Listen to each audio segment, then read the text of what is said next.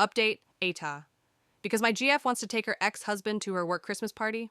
Firstly, I want to thank everyone for their responses. I never expected to get so many, and I read all of them. Yeah, even the painful ones. There were some great pieces of advice, perspective, and wisdom, so I really appreciate everyone's comments. Second, there were a lot of repeating questions that I didn't answer in the post, because it all moved way too quick. So I wanted to answer those, now in case those commenters were still wondering. 1. Who filed, and did I definitely know they were divorcing? My ex-GF had always made out that she had begun proceedings. Honestly, I don't know for definite that they are, but she did have a few meetings with a lawyer when I was with her, and she'd moved into her own place in March. So to me, all the signs pointed that way, but of course it may not have been the truth. 2. Why would her ex-not-ex-husband agree to go? This is a solid question, and if I'm honest from what she told me about him, I genuinely don't think he would have.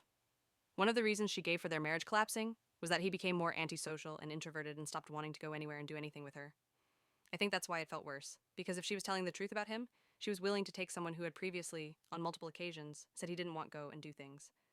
If I'm honest on reflection, I think that this is an example of her refusing to face reality and clinging on to her old identity. Thank you so much to the commenters who gave me this insight. She just thought he'd agree because previously he probably always begrudgingly has, and she hadn't appreciated or logically thought about the weight of what she would be asking. If it was me, I certainly would have said no, like everyone else said they would too.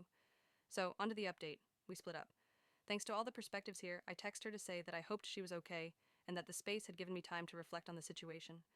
I explained that I could see things from her perspective and what her intentions might have been, but that I was hurt that she hadn't felt she could communicate that with me first, as if she had.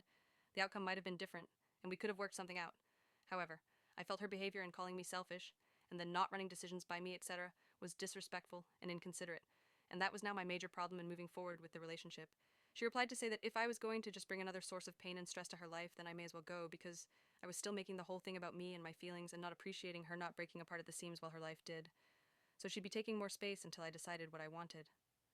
Thanks to all of you, I realized how invalidating and, again, manipulative that was, so I told her we'd make the space permanent and wished her all the best. Her response was just okay and asking if she could still use my Netflix password. So I changed it. Then she texted again a little while later asking why I'd changed it and could I put it back because it had locked her out of a show she was watching. So I had a good laugh to myself about the irony of decision-making without running it by her and didn't respond. On to better things and a definite lesson learned for the future in seeing the red flags.